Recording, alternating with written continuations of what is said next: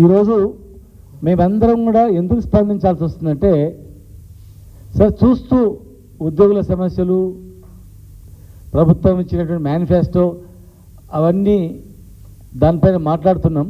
కానీ ఉద్యోగుల విషయంలో మాత్రం మేము ఇప్పటివరకు కూడా వాళ్ళు ఇచ్చిన హామీలు టైం పీరియడ్ దాటిపోతున్నా కూడా చూద్దాం, వేచి చూద్దాం, మనం ఇన్వాల్వ్మెంట్ అయితే కావాలని ఒక బురద తల్లి ఉద్యోగుల సమస్యలు పరిష్కారం చేయకుండా చూస్తారు, లేదంటే వాళ్ళ మీద ఇబ్బందులకు గురి చేస్తారు ప్రభుత్వ ఉద్యోగులని అని చెప్పి కాము ఉన్నాం. కానీ ఈరోజు చూస్తే చేయి దాటిపోతూ ఉంది.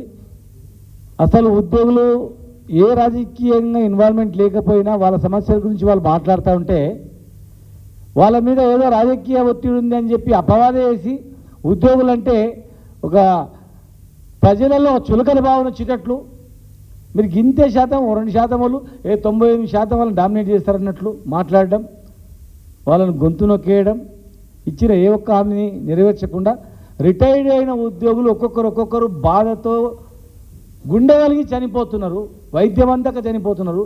ఇక చనిపోతుంటే మేము కొట్లాడి తెచ్చుకున్న తెలంగాణలో ఇక మా ఉండియం లాభం ఖచ్చితంగా మేము ఆనాడు ఉద్యోగులని స్వామిగౌడ్ గారి నేతృత్వంలో మేమందరం కూడా ఐక్యమై ఉద్యమం చేసినాం, మరి కాపాడుకున్నాం.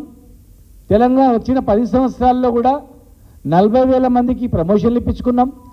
2 పిఆర్సీలు గంట లోపలనే 43, 30, 73% పిఆర్సీ ఇప్పించుకున్నాం. దేశంలో ఎక్కడ లేనటువంటిది ప్రైవేటు ఉద్యోగులకు కూడా, కాంట్రాక్ట్ ఉద్యోగులకు కూడా 30% పిఆర్సీ ఇప్పించుకున్నాం. చాలా డిపార్ట్మెంట్లలో ఉద్యోగ భద్రత ఇచ్చినాం. పర్మనెంట్ చేద్దామనుకుంటే కూడా కోర్టు కేసుల వల్ల ఆగిపోయినా సమానంగా ప్రభుత్వ ఉద్యోగులకు సమానంగా ఇప్పించుకున్నాం. వెట్టి చాకిరి నుంచి హోంగార్డులను విముక్తి చేసి 6-7 వేల ఉన్న జీతము 10,000 చేసి 10,000 ఉన్న జీతాన్ని 30,000 వరకు జీతభత్యాలు పెంచి 1,50,000 దగ్గర ఉద్యోగాలు రిక్రూట్మెంట్ చేసుకొని కొత్త ఉద్యోగులను చేర్చుకొని పెన్షనర్లకు వెల్నెస్ సెంటర్లు ఏర్పాటు చేసి వెల్నెస్ సెంటర్లలో ట్యాబ్లెట్లు మందులు ఇచ్చేటట్లు ఏర్పాటు చేసుకోవడం, హెల్త్ కార్డు కూడా జారీ చేసుకోవడం, పూర్తి స్థాయిలో చేద్దామని లోపల ఇంకా అనేక సమస్యలు ఉన్నాయి. అవన్నీ చేద్దామని లోపల ఎలక్షన్ రావడం, చివరి పిఆర్సీ మరి అధికారుల యొక్క కొంత అధికారుల దానివల్ల లోపం వల్ల మరి మేము ఎలక్షన్ తర్వాత ఇద్దామనుకున్నాం, దాన్ని తప్పు అర్థం చేసుకొని కొత్తగా ఇచ్చిన ప్రభుత్వం మేనిఫెస్టో చూసి మరి ఏదో గొప్పగా అయితే రావడం. 100 రోజులలో పిఆర్సీ ఇస్తామన్నారు, 6 నెలల్లో పిఆర్సీ అమలు చేస్తామన్నారు కమిటీ ఇచ్చినటువంటిది. మరి ఒక్కటి కూడా కాలేదు. చూడండి, వాళ్ళు ఇచ్చిన హామీలు సప్లిమెంటరీ బిల్లు 15 రోజుల్లో చెల్లిస్తామన్నారు, చేయలేదు. 3 టీఏలు తక్షణమే ఇస్తామన్నారు, చేయలేదు. సిపిఎస్ విధానం రద్దు చేసి ఓల్డ్ పెన్షన్ విధానం తీసుకొస్తామన్నారు, చేయలేదు. డిఏలను సకాలంలో ప్రకటించి బకాయిలను నేరుగా ఉద్యోగులు చెల్లిస్తామన్నారు, చేయలేదు. పంచాయత్ సెక్రటరీల సర్వీసు తక్షణమే క్రమబద్ధీకరించి జీతాలు వేస్తామన్నారు. 317 సమీక్షించి పూర్తి స్థాయిలో చేస్తామన్నారు. ట్రాన్స్ఫర్ జాబ్ క్యాలెండర్ని ఏర్పాటు చేస్తామన్నారు. మరి 6 నెలల్లోపు పిఆర్సీ సిఫార్సును అమలు చేసి పూర్తి స్థాయిలో మీకు జీతభత్యం అందిస్తామన్నారు. హెల్త్ కార్డు జారీ చేసి ఏ ఒక్క ఎంప్లాయీ అడ్మిట్ అయినా వాళ్లకు పూర్తి స్థాయిలో ఆరోగ్యాన్ని బాగు చేయిస్తాం కార్పొరేట్ హాస్పిటల్ అన్నారు. ఇక చాలా ఉన్నాయి. ఫీల్డ్ అసిస్టెంట్లకు, ఆశా వర్గాలకు ఇందిరాకాంతి పథకం, ఎన్ఆర్జీఎస్ ఉద్యోగులు తక్షణమే జీవితాలు పెంచి బకాయిలు చెల్లించి ఉద్యోగ భద్రత, ఇవి ఇచ్చినటువంటి హామీ. ఇందులో ఒక్కటి కాలేదు. ఇవాళ దాచుకున్న పైసలు, దాపెట్టుకున్న పైసలు, పెన్షనర్ల పైసలు వాపసు ఇవ్వమంటే గొంతమ కోరికలు అని చెప్తున్నారు. పిఆర్సీది ఊసు లేదు, డబ్బులతో నిమిత్తం లేనటువంటి అనేక అంశాలపైన లేదు. పైగా వాళ్ళని బెదిరించే ధోరణిలో వీళ్ళ వెనుకల రాజకీయ శక్తులు ఉన్నాయి, ఏదో శక్తులు ఇట్లా ఆడరిస్తున్నాయంటే దీనిలో ఏమన్నా కొత్తవి ఉన్నాయా? మీరు చెప్పని అడుగుతుర్రా?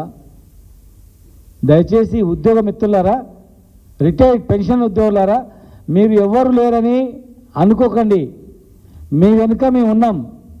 నాడు ఉద్యమాన్ని నడిపించినాం. కేవలం ఉద్యోగుల ఉద్యమమే కాదు, ఇది మేమందరం కూడా political joint action committee, Congress party, new democracy party, కొద్ది రోజులు టీడీపీ పార్టీ, మన పార్టీ, బీజేపీ పార్టీ అనేక పొలిటికల్ పార్టీలతో ఉన్నటువంటి పొలిటికల్ జాయింట్ యాక్షన్ కమిటీకి మేము ఇక్కడ కో చైర్మన్లుగా కన్వీనర్లుగా ఉండి తెలంగాణ ఉద్యమాన్ని నడిపిన వాళ్ళం. కేవలం ఉద్యోగుల సమస్య పరిష్కారం కాదు, రాష్ట్ర సాధనలో ప్రముఖ పాత్ర పోషించినటువంటి సకల జనుల సమ్మె, సహాయ నిరాకరణ, సంసద్ యాత్ర, సాగర హారం, మిలియన్ మార్చ్ అనేక ఉద్యమాలు చేసి జైళ్ళలోకి వెళ్ళి కేసులు పెట్టించుకొని హత్యాయత్నం పాల్పడడానికి సిద్ధమైన కూడా భయపడకుండా ప్రజల పక్షాన పోరాటం చేసి తెలంగాణ తేవడంలో కేసీఆర్ గారి నాయకత్వంలో జరిగిన పోరాటంలో ప్రముఖ పాత్ర పోషించిన వాళ్ళం మేము. తెలంగాణ రావడానికి కారకులైన వాళ్ళం మేము. తెలంగాణ రావడానికి కారకమైనటువంటి అనేక క్రియాశీలకమైనటువంటి ఉద్యమాల్లో మేమందరం కూడా సుధాకర్ నగర్ నుంచి మొదలుకుంటే అందరం పాల్పంచుకున్నటువంటి వాళ్ళం. చాలామంది కాంగ్రెస్ నాయకులు కొంతమంది మాట్లాడుతూ ఏదో ఉద్యోగ నాయకులు, ఉద్యోగ సంఘ నాయకులు, ఉద్యోగ సంఘ నాయకులు అనేది 30 ఏళ్ళు చేసినాం. తెలంగాణ ఉద్యమం స్టార్ట్ కాగానే ఉద్యోగులను ఐక్యం చేసి అక్కడ పక్కన పెట్టుకొని పొలిటికల్ జాయింట్ యాక్షన్ కమిటీని మొత్తం ప్రముఖంగా నడిపిన వాళ్ళం మేం. ఢిల్లీ నుంచి గల్లీ వరకు అనేక ఉద్యమంలో డైరెక్ట్గా పాల్గొన్నటువంటి వాళ్ళం మేం. ప్రాణాలు సైతం భయపడకుండా జైలుకి వచ్చిన వాళ్ళం మేము. కేవలం ఏదో ఉద్యోగుల సమస్య, ఉద్యోగ సంఘ నాయకులు ఏదో మాకేదో పోస్టులు వచ్చినాయి అయిపోయింది అనుభవించిన మేము రాష్ట్రం తెచ్చిన వాళ్ళమే. అన్నిటికీ మాకు హక్కు ఉంటుంది. మేము బతికున్నంత వరకు ఇక్కడ ఉన్న వాళ్ళందరికీ మాకు హక్కు అది ఖచ్చితంగా. మేము ఉద్యోగులని చిన్న చూపించిన ఊరుకోం, రిటైర్డ్ ఉద్యోగులను పట్టించుకోకుండా ఊరుకోం. తెలంగాణ ప్రజానికానికి ఎవరికి అన్యాయం జరిగినా ఖచ్చితంగా రాష్ట్రం తెచ్చిన మేము కనుక మేము ముందుంటాం, స్పందిస్తాం, చేస్తాం. ఉద్యోగులారా, రిటైర్డ్ ఉద్యోగులు కొంతమంది చనిపోతున్నారు, మీరు భయపడకండి, చనిపోకండి, ధైర్యపడకండి, మేమున్నాం. మేము తొందరలోనే మరి మేము అందరం కలిసి మాట్లాడుకుని సమావేశం కూడా ఏర్పాటు చేస్తాం. డైరెక్ట్గా ముఖ్యమంత్రి గారే ఈ సమస్యను పరిష్కారం చేయాలి. మంత్రుల కమిటీ ఉన్న తర్వాత ఇమ్మీడియట్గా మళ్ళీ ఆఫీసర్ల కమిటీ ఏమిటి?